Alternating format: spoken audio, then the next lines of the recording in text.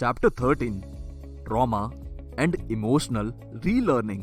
PTSD मतलब post traumatic stress disorder. ये अकर होता है जब किसी ट्रॉमेटिक एक्सपीरियंस की वजह से ब्रेन अपने सेट पॉइंट को लोअर कर देता है। अगर एक्सपीरियंस किसी पुराने पावरफुल ट्रॉमेटिक एक्सपीरियंस या लंबे टाइम तक की हुई सफरिंग और क्रूएलिटी से मिलता जुलता है तो वो किसी भी चीज को इमरजेंसी बना देता है। पीटीएसडी जनरली ट्रॉमेटिक इवेंट्स में स्टेम करता है जहां इंसान एकदम हेल्पलेस फील करता है। अब हेल्पलेसनेस वही पार्ट है जो इंटेंशनली लिम्बिक सिस्टम को ये दिखाता है कि ट्रॉमेटिक एक्सपीरियंस काफी ओवरवेलमिंग है। ये इमोशंस के स्ट्रेंथ को इंक्रीज करता है और ब्रेन को फील कराता है कि बस अब कोई भी एक्शन लेने के लिए बाकी नहीं है और हम कुछ नहीं कर सकते। PTSD as a limbic disorder. PTSD affected brains में की चेंजेस होते हैं। एड्रेनलिन और नॉर एड्रेनलिन को कंट्रोल करने वाला स्ट्रक्चर बिगड़ने लगता है जिसे हम इमरजेंसी हार्मोन्स भी कहते हैं।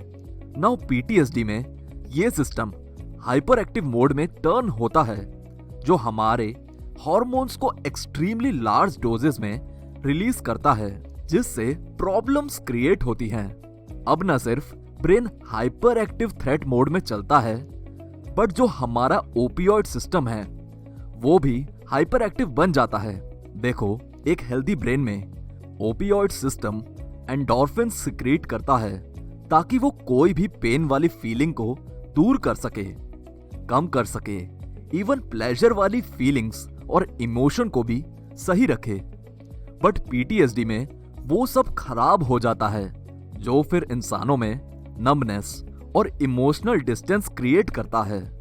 अब ये दो चेंजेस एक साथ इस बात के चांसेस बढ़ाते हैं कि इंसान आगे भी ट्रॉमेटाइज्ड रहेगा क्योंकि जो चेंजेस हैं वो दिमाग में बनने वाले अलर्ट्स को इंक्रीज करता है, साथ ही साथ पॉजिटिव फीलिंग्स को डिक्रीज करता है और बाहर की दुनिया के साथ कनेक्शन को कट कर देता है जिससे बहुत बड़ा इशू क्रिएट हो जाता है। Emotional relearning and recovery from trauma. Now अच्छी बात यह है कि हम अपने इमोशंस को बेटर तरीके से हैंडल करना सीख सकते हैं।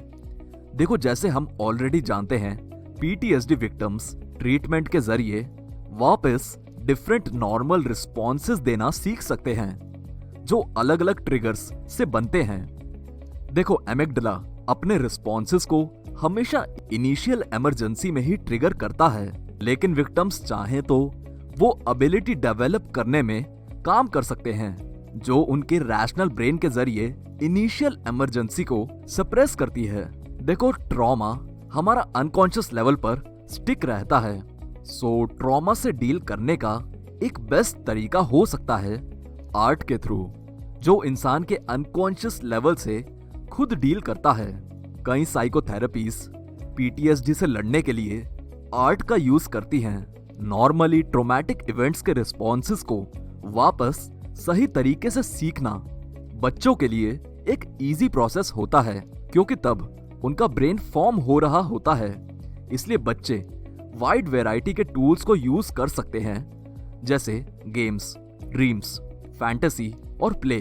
1989 में पैट्रिक पर्डी, एक वाइट सुपरमेसिस्ट जिनके ऊपर क्रिमिनल रिकॉर्ड थे, उन्होंने स्टॉकटन के क्लीवलैंड एलिमेंट्री स्कूल में एक ऑटोमेटेड वेपन से ओपन फायरिंग कर दी थी जिससे 5 बच्चों का खून हो गया था और 30 लोग जख्मी हुए थे।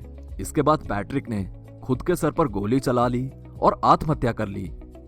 जो बच्चे उस हमले में सरवाइव कर गए थे उन्होंने रिसर्च में पर्डी गेम खेलना शुरू कर दिया जहां एक बच्चा पर्डी बनेगा और बाकी बच्चे लोगों को मारने की कोशिश करेंगे। कभी सब पर्डी को मार देते थे और कभी पर्डी सबको मार देता था। अब इस गेम की वजह से सर्वाइवर्स उस इवेंट को सेफ्टी प्ले कर पाए। इस गेम ने बच्चों के लिए उस ट्रॉमेटिक इवेंट को लो एंजाइटी में रिपीट किया, यानी एक बहुत भयंकर इवेंट लेस सेंसिटिव बना दिया। एक और इंटरेस्टिंग बात यह थी कि इस गेम के थ्रू उन्हें ये फील हुआ था कि वो आउटकम को बदल सकते हैं और वो हेल्पलेस नहीं हैं। ये एक अच्छी चीज थी, क्योंकि हेल्पलेस फील करना ही PTSD का सबसे बड़ा रीजन होता है। 3 steps to recover from trauma. Number 1, regaining a sense of safety. ये स्टेज वो है जहां हम हमारे इमोशनल ट्रिगर्ड सर्किट को शांत करते हैं ताकि हम अपने रिस्पॉन्सेस को रीलर्न कर सकें। PTSD विक्टिम्स ट्रॉमेटिक इवेंट्स के वक्त और उसके बाद के एपिसोड्स में भी ऐसा फील करते हैं कि जैसे उनकी बॉडी और उनके इमोशंस पे उनका कंट्रोल नहीं है। सो आइडियली वो एक वे फाइंड आउट करते हैं जिससे वो रीगेन कर सकें कि उनका कंट्रोल उन चीजों पे है जो उनके साथ हो रही हैं। मेडिकेशन इस फील्ड में हेल्प करता है। एंटी डिप्रेसेंट्स हमारे सिंपैथेटिक नर्वस सिस्टम का एक्टिवेशन कंट्रोल करने में हेल्प करती है। दूसरी अच्छी टेक्निक जो ट्रॉमा से रिकवर करने में हेल्प कर सकती है वो है रिलैक्सेशन। ये टैक्टिक एंजाइटी और इमोशनल सर्किट के एजिटेशन को काउंटर करने में और सेंस ऑफ सेफ्टी ढूंढने में मदद करती है। Number 2, retelling and reconstructing the story of the trauma. कोई भी ट्रॉमेटिक इवेंट को एक सेफ एनवायरनमेंट में और डिटेल में रिविजिट करने से पेशेंट अपने ट्रॉमेटिक इवेंट की मेमोरी को बेटर और रियलिस्टिक तरीके से समझ पाते हैं। उनके रिस्पॉन्सेस को उन्हीं के द्वारा अच्छे से समझने में हेल्प होती है। यहाँ थेरेपी काफी यूजफुल होती है। मेमोरीज को वर्ड्स में लाना खुद को कंट्रोल में लाने में हेल्प करता है और उन्हें फीलिंग सिस्टम से थिंकिंग सिस्टम में ट्रांसफर करने में मदद करता है। सेफ एनवायरनमेंट में मेंटली रिलीव करना वो ट्रॉमेटिक इवेंट को आपके दिमाग को 2 चीजें सिखाता है। वो ये दैट फर्स्ट सेफ्टी और सेकंड ट्रॉमेटिक इवेंट। अब ट्रॉमा का रिजल्ट हमेशा लॉस होता है, सो उसका दुख मनाना, मोर्न करना नेसेसरी होता है। अब मोर्न करना लॉस पर एक्नॉलेज करता है कि जो इंसान आपने खोया है ना, वो आपके लिए इंपॉर्टेंट था और ये एक बिगिनिंग है वो लॉस्ट चीज को लेट गो करने के लिए। ट्रॉमेटिक इवेंट में मोर्न करने से ट्रॉमा अपने आप जाने के लिए मदद होती है। Number 3, rebuild a new life.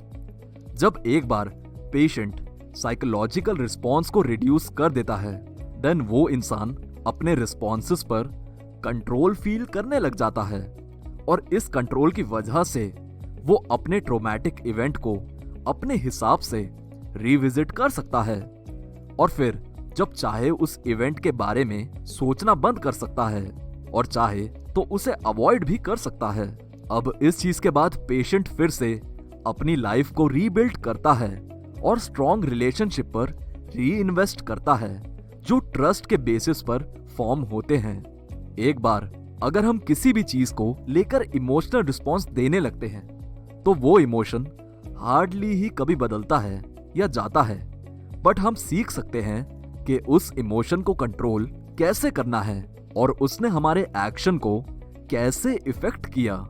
इसलिए लोगों का एक पैटर्न है जिससे वो किसी भी सिचुएशन में दिखाते हैं। फॉर एग्जाम्पल, अगर कोई इंसान अपने पेरेंट्स की तरफ से इमोशनली नेग्लेक्टेड फील करता है और वो उस रिजेक्शन वाली फीलिंग को हाइड करता है, तो बड़े होने के बाद भी वो इंसान सेम रिस्पॉन्ड करेगा। वो उस इमोशन को छुपा के उस फीलिंग को अवॉइड करेगा। अब चाहे वो नेग्लेक्ट करने वाला पर्सन उस इंसान का बॉस ही क्यों ना हो या पार्टनर या बच्चा हो। अगर PTSD पेशेंट्स ट्रॉमेटिक इवेंट्स के रिस्पॉन्सेस को सीख सकता है, देन वो लोग भी सीख सकते हैं जिनकी नेगेटिव मेमोरीज लेस इंटेंस मगर फिर भी ज्यादा इंपैक्टफुल हैं। वो भी रीलर्न कर सकते हैं कैसे रिस्पॉन्ड करना चाहिए। साइकोथेरेपी इन दोनों इंस्टेंसेस पर काम आ सकती है।